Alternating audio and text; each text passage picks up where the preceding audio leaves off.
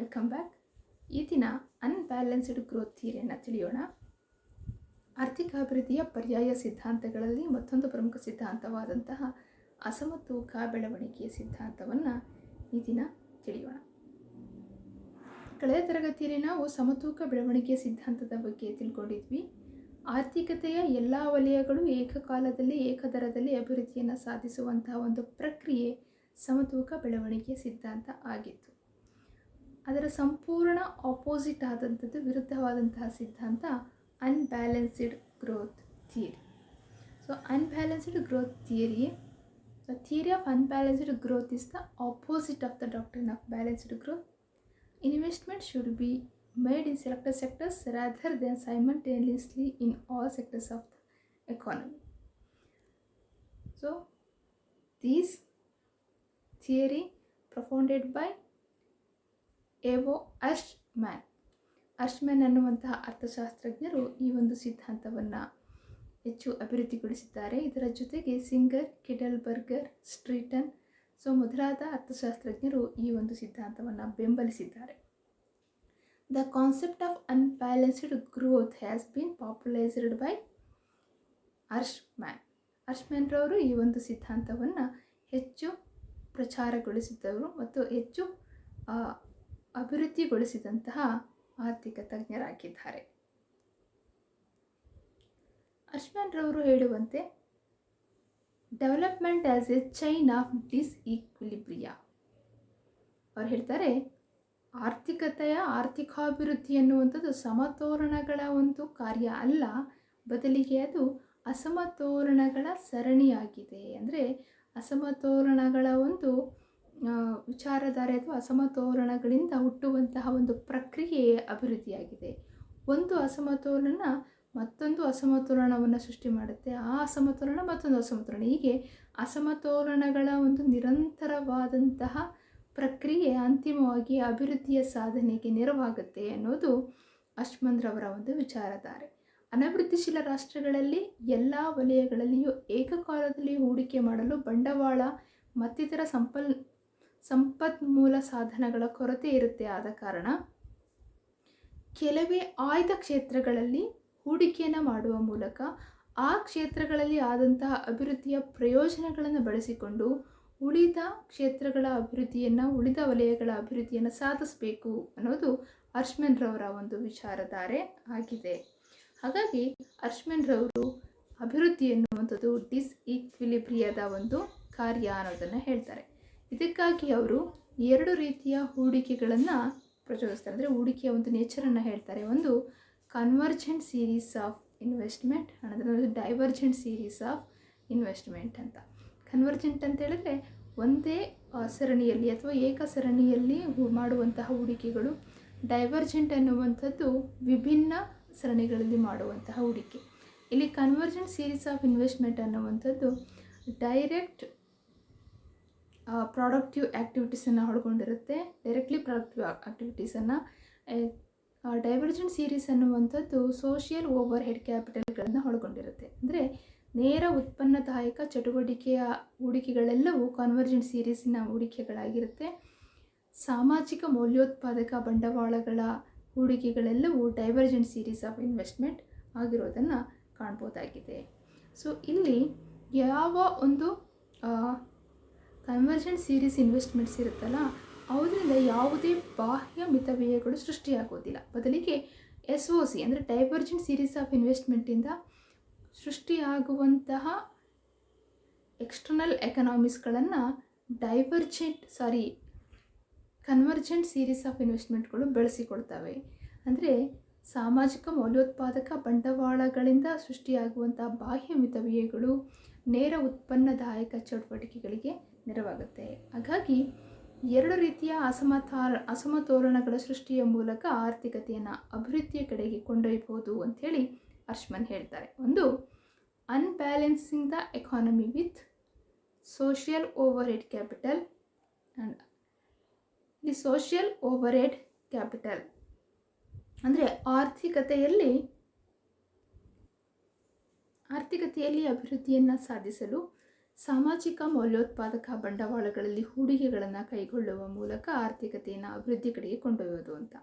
ಸಾಮಾಜಿಕ ಮೌಲ್ಯೋತ್ಪಾದಕ ಬಂಡವಾಳಗಳು ಅಂತ ಹೇಳಿದರೆ ಉದಾಹರಣೆಗೆ ರಸ್ತೆಗಳ ನಿರ್ಮಾಣ, ಏರ್ಪೋರ್ಟ್ಗಳ ನಿರ್ಮಾಣ, ಬಂದರುಗಳ ನಿರ್ಮಾಣ, ರೈಲ್ವೆ ಅಭಿವೃದ್ಧಿ, ಎನರ್ಜಿ ವಿದ್ಯುತ್ ಶಕ್ತಿಗಳ ಸ್ಥಾಪನೆ, ಹಾಗೆಯೇ ಯುಟಿಲಿಟೀಸ್ ಅಂದರೆ ಕುಡಿಯುವ ನೀರಿನ ಒಂದು ವ್ಯವಸ್ಥೆಗಳು, ಶೌಚಾಲಯ ನಿರ್ಮಾಣ, ನೈರ್ಮಲ್ಯ, ಪಾರ್ಕ್ಗಳ ನಿರ್ಮಾಣ, ಎಜುಕೇಷನ್ ಶಿಕ್ಷಣ ವ್ಯವಸ್ಥೆ, ಹೆಲ್ತ್ ಕೇರ್, ಇನ್ನು ಸೋಷಿಯಲ್, ಆಟದ ಮೈದಾನ, ಕ್ಲಬ್ಗಳು, ಹೀಗೆ ವಿವಿಧ ಇನ್ಫ್ರಾಸ್ಟ್ರಕ್ಚರ್ಸ್ಗಳನ್ನು ಸಾಮಾಜಿಕ ಮೌಲ್ಯೋತ್ಪಾದಕ ಬಂಡವಾಳಗಳ ಮೂಲಕ ಸೃಷ್ಟಿ ಮಾಡಿದರೆ ಅದು ಆರ್ಥಿಕತೆಯಲ್ಲಿ ಅಭಿವೃದ್ಧಿಗೆ ನೆರವಾಗುತ್ತೆ. ಹೇಗೆ ಅಂತ ಹೇಳಿದರೆ, ಕಡಿಮೆ ವೆಚ್ಚದ ವಿದ್ಯುತ್ ಶಕ್ತಿಯ ಒಂದು ಉತ್ಪಾದನೆಯಿಂದ ಸಣ್ಣ ಪ್ರಮಾಣದ ಕೈಗಾರಿಕಾ ಕ್ಷೇತ್ರಗಳು ಅಭಿವೃದ್ಧಿನ ಹೊಂದೋದಕ್ಕೆ ಸಾಧ್ಯ ಆಗುತ್ತೆ. ಹಾಗೆ ನೀರಾವರಿ ಕ್ಷೇತ್ರದ ಅಭಿವೃದ್ಧಿಯಿಂದ ಅಲ್ಲಿ ಸಾಗುವಳಿಗೆ ಯೋಗ್ಯವಾದಂತಹ ಕೃಷಿಯ ಜಮೀನಿನ ವಿಸ್ತರಣೆ ಆಗೋದಕ್ಕೆ ಸಾಧ್ಯ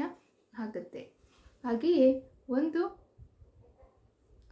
ಸಾರಿಗೆ ವ್ಯವಸ್ಥೆಯ ನಿರ್ಮಾಣ ಅಥವಾ ಈ ಒಂದು ಬಂದರುಗಳ ನಿರ್ಮಾಣದಿಂದ ವ್ಯಾಪಾರ ವಹಿವಾಟುಗಳಿಗೆ ಕಡಿಮೆ ವೆಚ್ಚದಲ್ಲಿ ಒಂದು ಸಾಗಾಣಿಕೆ ವ್ಯವಸ್ಥೆಯನ್ನು ಮಾಡೋದಕ್ಕೆ ಸಾಧ್ಯ ಆಗುತ್ತೆ. ಹೀಗೆ ಸೋಷಿಯಲ್ ಓವರ್ ಹೆಡ್ ಕ್ಯಾಪಿಟಲ್ಗಳ ನಿರ್ಮಾಣದ ಮೂಲಕ ಸಾಮಾಜಿಕ ಮೌಲ್ಯೋತ್ಪಾದಕ ಬಂಡವಾಳಗಳ ಒಂದು ಸ್ಥಾಪನೆಯಿಂದ ನೇರ ಉತ್ಪನ್ನದಾಯಕ ಚಟುವಟಿಕೆಗಳ ಅಭಿವೃದ್ಧಿ ಆಗುತ್ತೆ.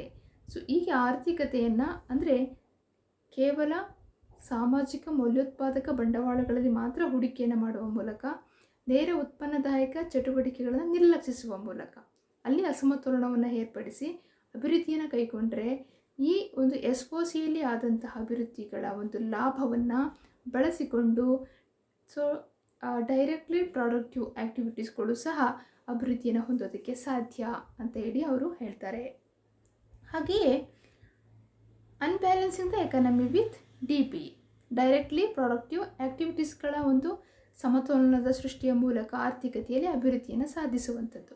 ಸೊ ಹೇಗೆ ಸಾಮಾಜಿಕ ಮೌಲ್ಯೋತ್ಪಾದಕ ಬಂಡವಾಳಗಳಲ್ಲಿ ಮಾತ್ರ ಹೂಡಿಕೆಯನ್ನು ಮಾಡುವ ಮೂಲಕ ಅದರಿಂದ ಈ ಒಂದು ನೇರ ಉತ್ಪನ್ನದಾಯಕ ಚಟುವಟಿಕೆಗಳನ್ನು ಪ್ರೋತ್ಸಾಹಿಸಲಾಗುತ್ತೋ, ಹಾಗೆಯೇ ಕೇವಲ ನೇರ ಉತ್ಪನ್ನದಾಯಕ ಚಟುವಟಿಕೆಗಳಲ್ಲಿ ಹೂಡಿಕೆಯನ್ನು ಮಾಡುವ ಮೂಲಕ SOCಗಳನ್ನು ಅಂದರೆ ಸಾಮಾಜಿಕ ಮೌಲ್ಯೋತ್ಪಾದಕ ಬಂಡವಾಳಗಳನ್ನು ನಿರ್ಲಕ್ಷಿಸುವ ಮೂಲಕ ಅಭಿವೃದ್ಧಿಯನ್ನು ಸಾಧಿಸ್ಬೋದು. ಸೊ ಇಲ್ಲಿ ನೇರ ಉತ್ಪನ್ನದಾಯಕ ಚಟುವಟಿಕೆಗಳು ಅಂದರೆ ತಯಾರಿಕಾ ವಲಯ, ಅದು ಪ್ರಾಥಮಿಕ ವಲಯ ಇರ್ಬೋದು, ತಯಾರಿಕಾ ವಲಯ ಮತ್ತು ಸೇವಾ ವಲಯಗಳು. ಇಲ್ಲಿ ನಾವು ಕೆಲವೊಂದು ನೋಡ್ತಾ ಇದ್ದೇವೆ. ಮ್ಯಾನುಫ್ಯಾಕ್ಚರಿಂಗ್ ಅಂದರೆ ತಯಾರಿಕಾ ವಲಯದಲ್ಲಿ ಮತ್ತು ಕಟ್ಟಡ ನಿರ್ಮಾಣ ಇರ್ಬೋದು, ಅಲ್ಲಿ ಒಂದು ಉದ್ಯಮ ಕ್ಷೇತ್ರದ ವಲಯಗಳಿರ್ಬೋದು, ಸಿದ್ಧ ವಸ್ತು ಉಡುಪುಗಳ ತಯಾರಿಕೆ ಇರ್ಬೋದು, ಹಾಗೆ ಬ್ಯಾಂಕಿಂಗ್ ಕ್ಷೇತ್ರ ಇರ್ಬೋದು, ರಿಟೇಲ್ ಶಾಪ್ಸು, ರೆಸ್ಟೋರೆಂಟ್ಸು, ಹೀಗೆ ವಿವಿಧ ಕ್ಷೇತ್ರಗಳು. ಈ ಕ್ಷೇತ್ರಗಳಲ್ಲಿ ನೇರವಾಗಿ ಹೂಡಿಕೆಯನ್ನು ಮಾಡೋದ್ರಿಂದ ಈ ಕ್ಷೇತ್ರಗಳಲ್ಲಿ ಹೂಡಿಕೆಯಾದದ್ದು ಸಾಮಾಜಿಕ ಮೌಲ್ಯೋತ್ಪಾದಕ ಬಂಡವಾಳಗಳಲ್ಲಿ ಅಸಮತೋಲನವನ್ನು ಕೊರತೆಯನ್ನು ಉಂಟು ಮಾಡುತ್ತೆ. ಇದು ಕೆಲವು ದಿನಗಳವರೆಗೆ ಇರುತ್ತೆ. ಆದರೆ ಯಾವಾಗ ಒಂದು ಕಾರ್ಖಾನೆ ಅಥವಾ ಒಂದು ಉದ್ಯಮ, ಒಂದು ಬ್ಯಾಂಕಿಂಗ್ ಕ್ಷೇತ್ರ ಸ್ಥಾಪನೆ ಆಗ್ತಾ ಹೋಗುತ್ತೋ ಆಟೋಮೆಟಿಕಲಿ ರಾಜಕೀಯ ಪ್ರೇರಿತವಾಗಿ ಅಥವಾ ರಾಜಕೀಯ ಕಾರಣಗಳಿಂದ ಸಾಮಾಜಿಕ ಮೌಲ್ಯೋತ್ಪಾದಕ ಬಂಡವಾಳಗಳ ನಿರ್ಮಾಣ ಆಗೋದಕ್ಕೆ ಸಾಧ್ಯ ಆಗುತ್ತೆ. ಒಂದು ಕಾರ್ಖಾನೆ ಬರುತ್ತೆ ಅಂದರೆ ಕಾರ್ಖಾನೆಗೆ ಬೇಕಾದ ರಸ್ತೆಯ ನಿರ್ಮಾಣ, ವಿದ್ಯುತ್ ಶಕ್ತಿ, ನೀರಾವರಿ ವ್ಯವಸ್ಥೆ ತನ್ನಿಂತಾನೇ ಸೃಷ್ಟಿಯಾಗುತ್ತೆ. ಹಾಗಾಗಿ ಸರ್ಕಾರವೂ ಇಲ್ಲ ಸಾಮಾಜಿಕ ಮೌಲ್ಯೋತ್ಪಾದಕ ಬಂಡವಾಳಗಳ ಮೇಲೆ ಹೂಡಿಕೆ ಮಾಡುವ ಮೂಲಕ ಅಥವಾ ನೇರ ಉತ್ಪನ್ನದಾಯಕ ಚಟುವಟಿಕೆಗಳ ಮೇಲೆ ಹೂಡಿಕೆ ಮಾಡುವ ಮೂಲಕ ಅಭಿವೃದ್ಧಿಯನ್ನು ಸಾಧಿಸೋದಕ್ಕೆ ಸಾಧ್ಯ ಇರುತ್ತೆ. ಅಂದರೆ ಎರಡೂ ಕ್ಷೇತ್ರಗಳನ್ನು ಕಾನ್ಸಂಟ್ರೇಟ್ ಮಾಡೋ ಬದಲು ಕೇವಲ ಒಂದು ಕ್ಷೇತ್ರವನ್ನು ಕಾನ್ಸಂಟ್ರೇಟ್ ಮಾಡಿದರೆ ಒಂದು ಕ್ಷೇತ್ರದ ಅಭಿವೃದ್ಧಿ ಮತ್ತೊಂದು ಕ್ಷೇತ್ರದ ಅಭಿವೃದ್ಧಿಗೆ ನೆರವಾಗುತ್ತೆ. ಇಲ್ಲ SOC ಮೇಲೆ ಅಥವಾ DPA ಮೇಲೆ, SOC ಮೇಲೆ ಹೂಡಿಕೆ ಮಾಡಿದರೆ SOC ಅಭಿವೃದ್ಧಿ DPAಯನ್ನು ಪ್ರಚೋದಿಸುತ್ತೆ, DPA ಮೇಲೆ ಹೂಡಿಕೆ ಮಾಡಿದರೆ DPA SOCಯನ್ನು ಪ್ರಚೋದನೆ ಮಾಡುತ್ತೆ ಅನ್ನೋದು ಅಶ್ಮನ್ ರವರ ಒಂದು ವಿಚಾರಧಾರೆ ಆಗಿದೆ. ಹಾಗಿದ್ರೆ ಈ ಒಂದು ಅಭಿವೃದ್ಧಿಯ ಒಂದು ಪಾತ್ ಹೇಗಿರುತ್ತೆ ಅನ್ನೋದನ್ನು ನಾವು ನೋಡೋಣ. ಸೊ ಇಲ್ಲಿ ನೋಡುವಂತೆ OY ಲಂಬಾಕ್ಷದಲ್ಲಿ ನೇರ ಉತ್ಪನ್ನದಾಯಕ ಚಟುವಟಿಕೆಗಳ ಒಂದು ವೆಚ್ಚವನ್ನು, OX ತಲಾಕ್ಷದಲ್ಲಿ ಸಾಮಾಜಿಕ ಮೌಲ್ಯೋತ್ಪಾದಕ ಬಂಡವಾಳಗಳ ಒಂದು ವೆಚ್ಚವನ್ನು ನಾವು ಮಾಪನ ಮಾಡ್ತಾ ಇದ್ದೇವೆ. ಇಲ್ಲಿ ನೋಡಿದಾಗೆ 45 ಡಿಗ್ರಿಯ ರೇಖೆಯು ಈ ಎರಡು ವಲಯಗಳ ನಡುವಿನ ವೆಚ್ಚದ ಸಮತೋಲನದ ಒಂದು ಅಂಶವನ್ನು ಎಕ್ಸ್ಪ್ರೆಸ್ ಮಾಡ್ತಾ ಇದೆ. ಇಲ್ಲಿ A B C D E F ಅನ್ನುವಂಥವು ಸಮವೆಚ್ಚ ರೇಖೆಗಳಾಗಿದೆ, ಐಸೋಕ್ವಾಂಟ್ಸ್ ಕರ್ವ್ಸ್ ಆಗಿದೆ. ಅಂದರೆ ಎಸ್ ಒ ಸಿ ಮತ್ತು ಡಿ ಪಿ ಎರಡಕ್ಕೂ ಆಗುವಂಥ ವೆಚ್ಚಗಳ ಒಂದು ಸಮವೆಚ್ಚ ರೇಖೆಗಳು ಆಗಿದ್ದಾವೆ. ಇಲ್ಲಿ ನಾವು ನೋಡುವಂತೆ ಈಗ ಪಾತನ್ನು ನೋಡ್ತಾ ಹೋದರೆ, ಸೊ ಮೊದಲಿಗೆ ಏನಾದರೂ ಆರ್ಥಿಕತೆಯು ಎಸ್ ಒ ಸಿ ಮೇಲೆ ಸಾಮಾಜಿಕ ಮೌಲ್ಯೋತ್ಪಾದಕ ಬಂಡವಾಳದ ಮೇಲೆ ಹೂಡಿಕೆಯನ್ನು ಮಾಡುವ ಮೂಲಕ ಅಭಿವೃದ್ಧಿಯನ್ನು ಕೈಗೊಳ್ಳೋದಾದರೆ,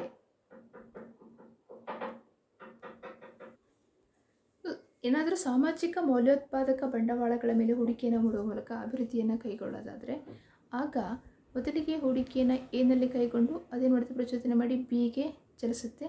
ಸೊ ಈ ಬಿ ಅಂಶವು ಅಂದರೆ ಇದು ಅದನ್ನು ಬಿ ಡ್ಯಾಶ್ ಅಥವಾ B2 ಅಂತೇಳಿ ನಾವು ಭಾವಿಸ್ಕೋಬೇಕು. ಬಿ ಡ್ಯಾಶ್ ಅಂತ ಹೇಳಿ ಅಂದ್ಕೊಂಡ್ರೆ ಬಿಗೆ ಚಲಿಸುತ್ತೆ. ಸೊ ಇದು ಈ ಸಮಯದಲ್ಲಿ ಯಾವಾಗ ಸಾಮಾಜಿಕ ಮೌಲ್ಯೋತ್ಪಾದಕಗಳು ಎಯಿಂದ ಬಿಗೆ ಚಲಿಸುತ್ತೋ ಆಟೋಮೆಟಿಕಲಿ ಡಿ ಪಿ ಎ ಸಹ ಬಿ ಡ್ಯಾಶ್ಗೆ ಚಲಿಸುತ್ತೆ.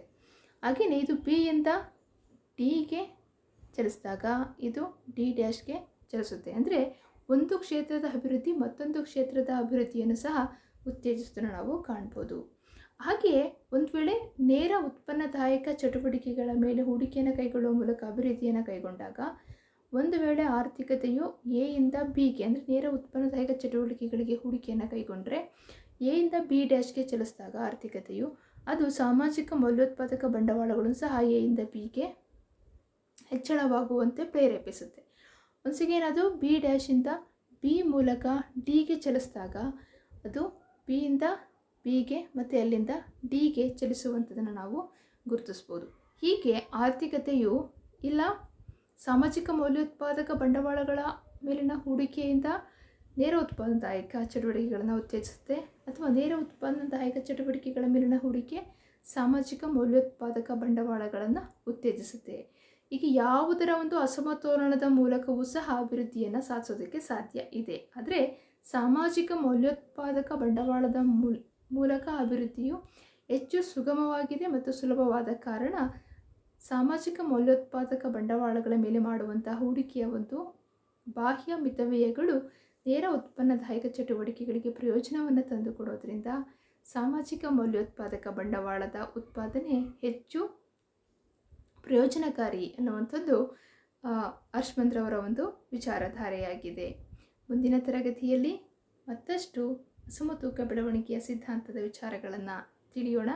ಹೇಗೆ ಅಂದರೆ ಎಸ್ ಒ ಸಿ ಮೇಲೆ ಹೂಡಿಕೆ ಮಾಡೋದು ಒಳ್ಳೆಯದಾ ಅಥವಾ ಡಿ ಪಿ ಎ ಮೇಲೆ ಹೂಡಿಕೆ ಮಾಡೋದು ಒಳ್ಳೆಯದಾ ಅನ್ನುವಂತಹ ಅಂಶಗಳನ್ನು ನಾವು ತಿಳಿಯುವಂತಹ ಪ್ರಯತ್ನ ಮಾಡೋಣ. ಹೆಚ್ಚಿನ ಅಭ್ಯಾಸಕ್ಕೆ ಈ ಒಂದು ಪುಸ್ತಕಗಳನ್ನು ರೆಫರ್ ಮಾಡಿ. Thank you.